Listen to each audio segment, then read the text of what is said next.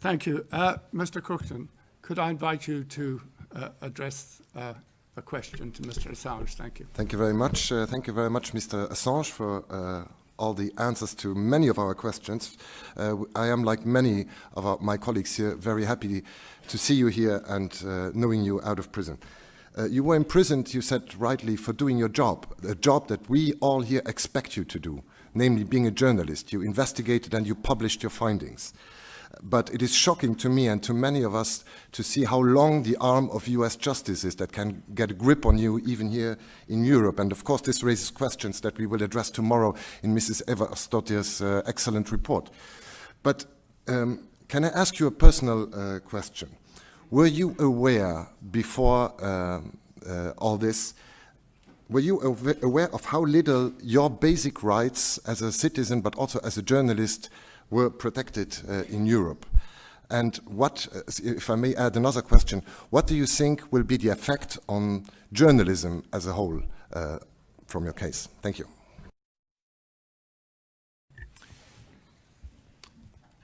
We performed a legal analysis to understand what the abilities and limitations were within Europe for publishing documents from a number of different countries, including the United States.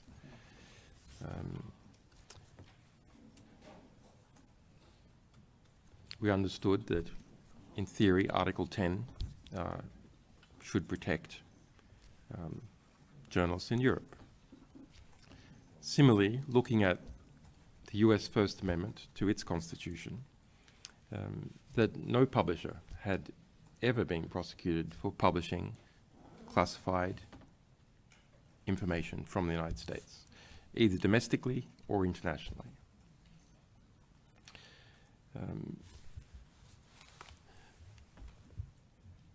I expected some kind of harassment legal process. I was prepared to fight for that.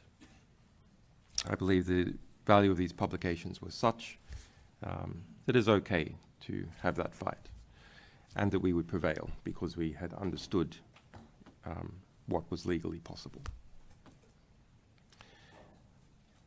My naivete was believing in the law.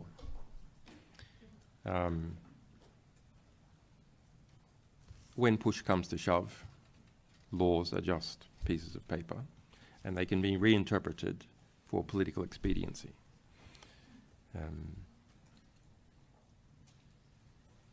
They are the rules made by the ruling class, more broadly. And if those rules don't suit what it wants to do, it reinterprets them or, hopefully, changes them, which is clearer. In the case of the United States, we angered one of the constituent powers of the United States, the intelligence sector, the security state, the secrecy state.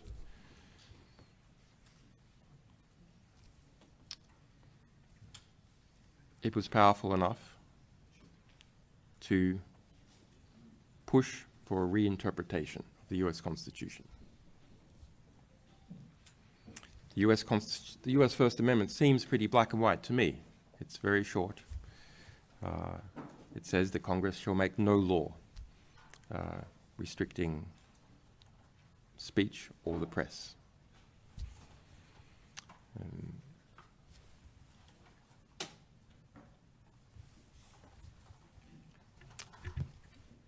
However, that was that the US Constitution, those precedents relating to it,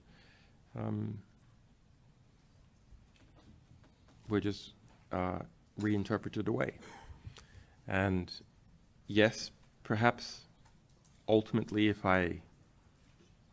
it got into the Supreme Court of the United States and I was still alive in that system, I might have won, depending on what the makeup was of the US Supreme Court. But in the meantime, I had lost 14 years on under house arrest, embassy, siege, and maximum security prison. So I think this is an important lesson, that when a major power faction wants to reinterpret the law, it can push to have the element of the state, in this case the US Department of Justice, do that. And it doesn't care too much about what is legal. That's something for a much later day. In the meantime, the deterrent effect that it seeks, the retributive actions that it seeks, have had their effect. Thank you. Mr. Lee, could I invite you to put a question to Mr. Assange? Thank you. Obviously, there's very considerable sympathy for your plight in this room. I'd like to ask you about the position of the UK government about the allegation that you were effectively a political prisoner. But presumably, your first difficulty with the European arrest warrant was not on political grounds with Sweden. I'd like to ask you with your comment on the quality of treatment of the extradition treaties between the UK and the US, and whether the UK is in fact bound by them, and whether we have very little freedom of manoeuvre. And I'd like to ask you about your treatment at Belmarsh prison. There's an allegation of torture which is very serious. Nobody denies that Belmarsh is an extremely unpleasant place, but I'd like to know a bit more about the evidence for that.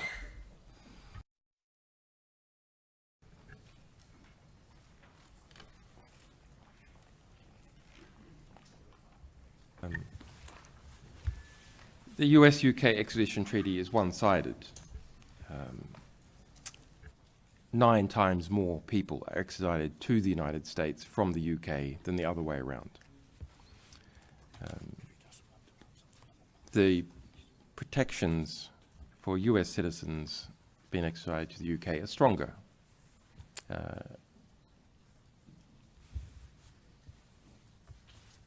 There is no need to show a prima facie case or reasonable suspicion even when the United States seeks to extradite from the UK. It's an allegation extradition system. The allegation is alleged.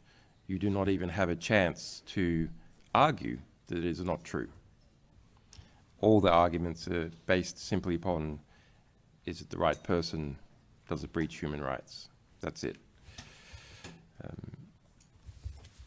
That said, I do not think in any way that UK judges are compelled to extradite most people, and particularly journalists, to the United States. Some judges in the UK found in my favour at different stages in that process. Other judges did not. But all judges, whether they were finding in my favour or not in the United Kingdom, showed extraordinary deference to the United States, engaged in astonishing intellectual backflips to allow the United States to have its way on my extradition and in relation to setting precedents that occurred in my case more broadly. That's, to my mind, a function of the selection of UK judges, the narrow section of British society from which they come, their deep engagement with the UK establishment, and the UK establishment's deep engagement with the United States, whether that's in the intelligence sector, BAE, which is now the largest manufacturer in the United Kingdom, a weapons company, BP, Shell, and some of the major banks. The United Kingdom's establishment is made up out of people who have benefited from that system for a long period of time. and almost all judges are from it. They don't need to be told explicitly what to do. They understand what is good for that cohort. And what is good for that cohort is keeping a good relationship with the United States government. Belmarsh Prison. Thank you. Mr. Belmarsh Lee, Prison. Mr. Lee, as I indicated earlier, one question from each member of the committee. Thank you. Mr. Efterton. Efterton, I apologize. I'm very glad and very happy seeing you free man, Mr. Assange. That was Constantine. And I think that one of the major lessons learned from your experience and the treatment you had is that the misuse of a legal process, the arbitrary application of a legislation may render it a mean or a tool of repression or an incitation to silence. Can I have your comments on that, please?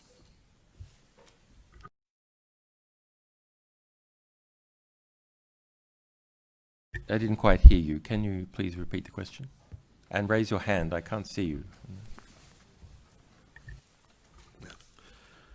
I mean, what comes out from your experience and the treatment you received is that the misuse, the arbitrary misuse or manipulation of a legal process can or may render the application of a legislation or the legal process a tool, a mean of repression and incitation to silence instead of a uniform application of law in a rule of law society.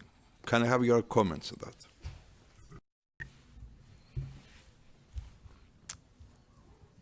Lawfare is the use of the law to achieve ends that would normally be achieved in some other form of conflict. We're not talking about simply litigating to protect your rights, but rather picking laws to get your man or to get the organization you want to get. Not justice seeking its resolution in law. We've seen a lot of cases like that and obviously experienced ourselves in many different domains. I'm not sure precisely what can be done about it. There is a anti-SLAPP movement in Europe, which I commend. SLAPP is strategic lawsuits against public participation. There is good legislation in California to deal with SLAPP suits and to reverse liabilities at an early stage and to make abusive lawsuits more expensive to conduct.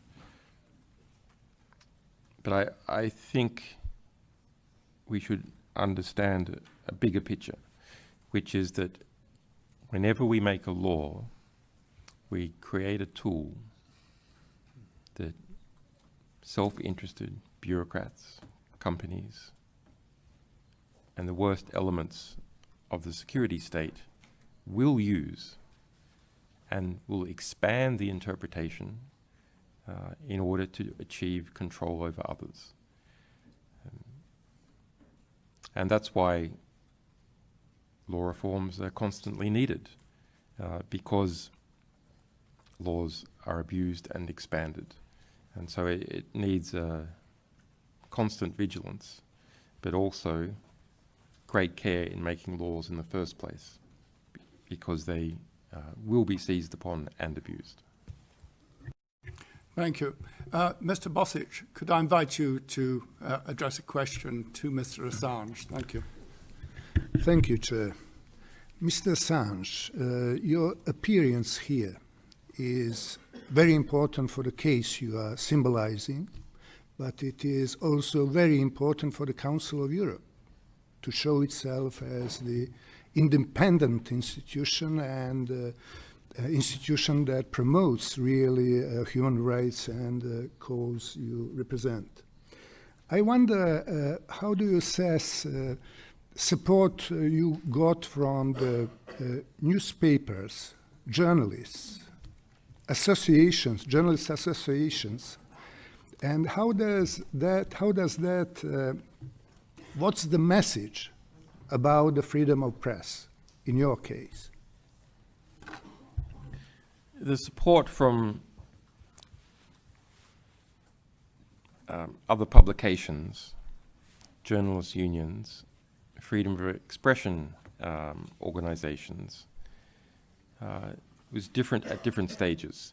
Those who saw the threat to everyone else and understood the case first were the lawyers involved in major publications, like lawyers for the New York Times. Freedom of expression NGOs were the next to see the threat. Of the larger media organizations, unfortunately, many of them went with their political or geopolitical alignment.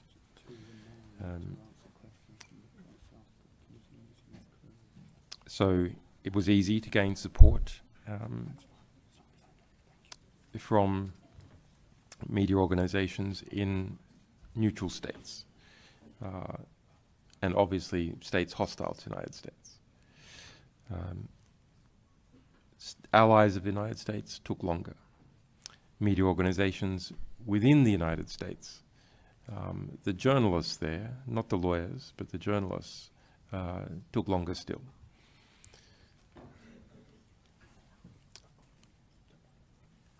It is a concern, and I can see a similar phenomenon happening with the journalists being killed in Gaza and Ukraine. That the political and geopolitical alignment of media organizations causes them to not cover those victims or cover only certain victims. This is a breach of journalistic solidarity. We all need to stick together to hold the line.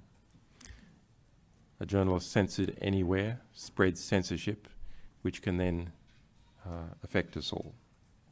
Similarly, journalists being killed or targeted by intelligence agencies need our firm commitment in writing or in broadcast.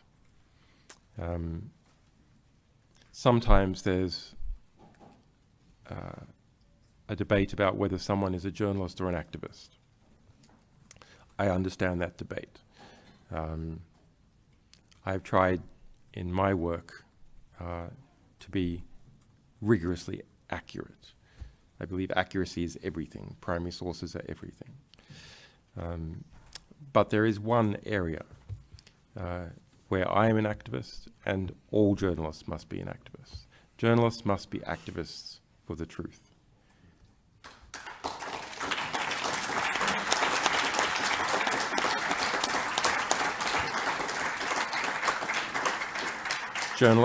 Journalists must be activists for the ability to convey the truth.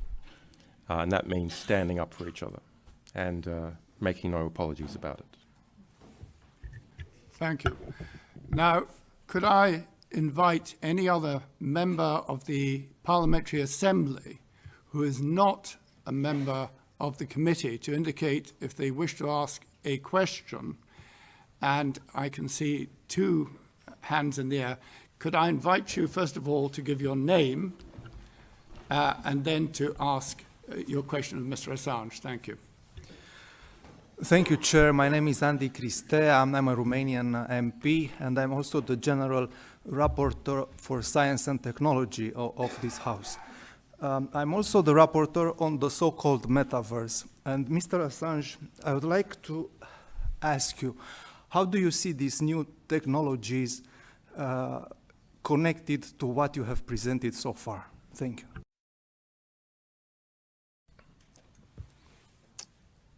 I'm very interested in technology. I was a computer scientist from a young age, then studied mathematics and physics, cryptography. It's with that cryptography that we set about our system to protect sources and protect our own organization. I am enthused about some of the developments that are happening with cryptography. Some of those developments provide alternatives to what we see as huge media power and concentration in the hands of a few billionaires. They are still embryonic. Other technologies emerged out of the campaign against mass surveillance, and the big bang was the Snowden revelations that radicalized engineers and programmers in many places who saw themselves as agents of history in including algorithms to protect people's privacy, including the communications between journalists and their sources.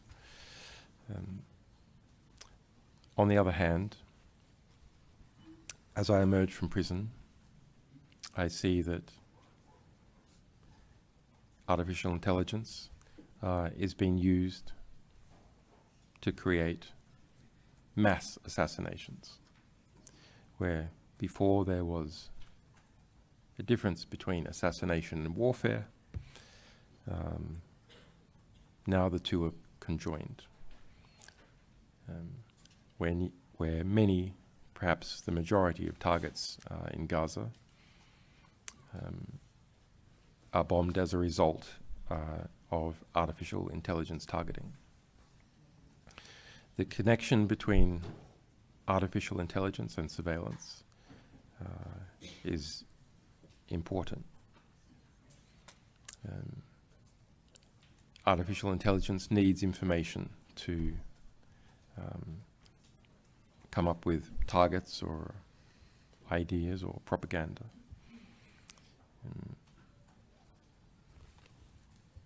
And when we're talking about the use of artificial intelligence to conduct mass assassinations, surveillance data from telephones, internet, is key to training those algorithms. So there's a lot has changed. Some things have remained the same. There's a lot of opportunity and a lot of risk. I'm still trying to understand where we are, but hopefully we'll have something more useful to say in due course. Thank you, Mr. Assange. Now, there was an indication from another member of the Assembly. Could you please introduce yourself by name? Thank you. Yes, thank you, Mr. Chair. My name is Sevim Dadilan. I'm from Germany, member of the Foreign Affairs. Someone who knows Julian since 2012 from the Ecuadorian embassy as the first member of parliament who has visited him. So Julian, I'm very happy to see you as a free man now in Europe. Welcome.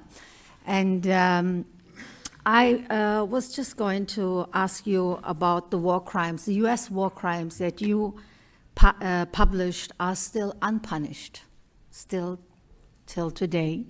The journalists are dead, and now there are presumably new war crimes in the proxy wars, such as in Gaza and currently in Lebanon.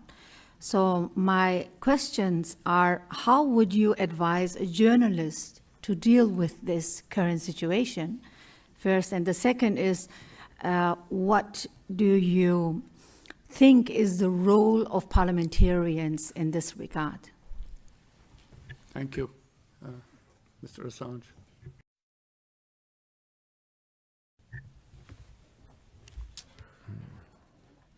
I'm sorry, I'm getting a bit tired, but Kristen, perhaps you want to take the one about what journalists do about the...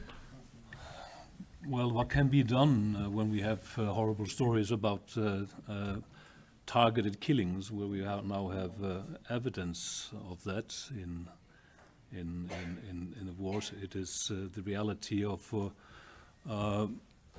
reporting on wars is more severe than ever before, and it was bad. It was bad in Iraq. Now it is even worse. It is a horror story. It is hard to give out advice for these journalists how they can deal with that situation. The only thing we can call out, at least, is for an outcry and condemnation that this should be going on, because we need information. We need this information. There are no tools to secure individuals in Gaza that are being followed by drones and are being targeted in mass bombing. There is a little defense on that, but the outcry and the condemnation should be there. We should not be silent when this happens. Thank you. Formally, I don't want to be at all difficult and interrupt, but formally, the floor is with you, Mr. Assange. But if you're tiring, just indicate that, because I think you've answered so many questions so fully and so well, and we're at a point where if you wish this matter to be drawn to a close, we have only a few minutes left anyway, then I'm sure everyone in this room will respect that.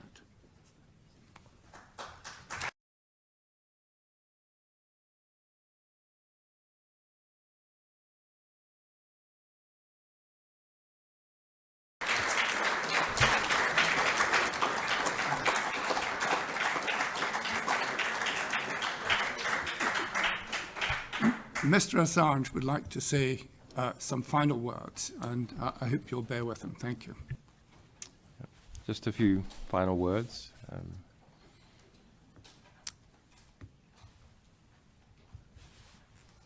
In 2010, I was living in Paris. I went to the United Kingdom and never came back until now. It's good to be back. It's good to be amongst people who, as we say in Australia, who give a damn. It's good to be amongst friends. I would just like to thank all the people who have fought for my liberation and who have understood, importantly, that my liberation was coupled to their own liberation.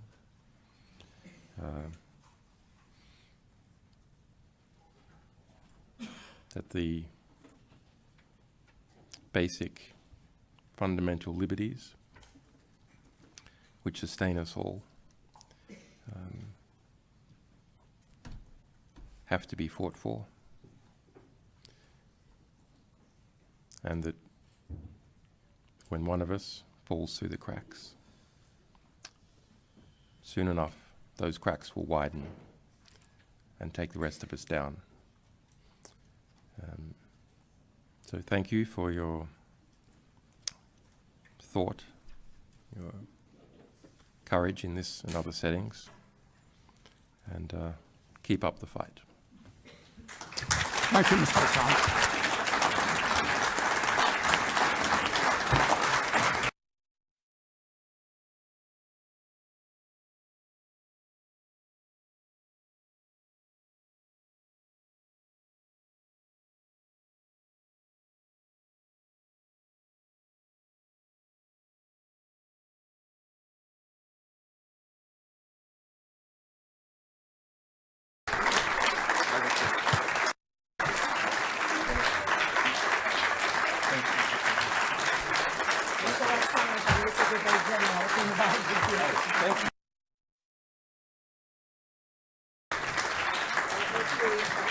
Ladies and gentlemen, I formally bring this committee meeting to a close, and the broadcast will now cease. I thank all of you for your attention and for your penetrating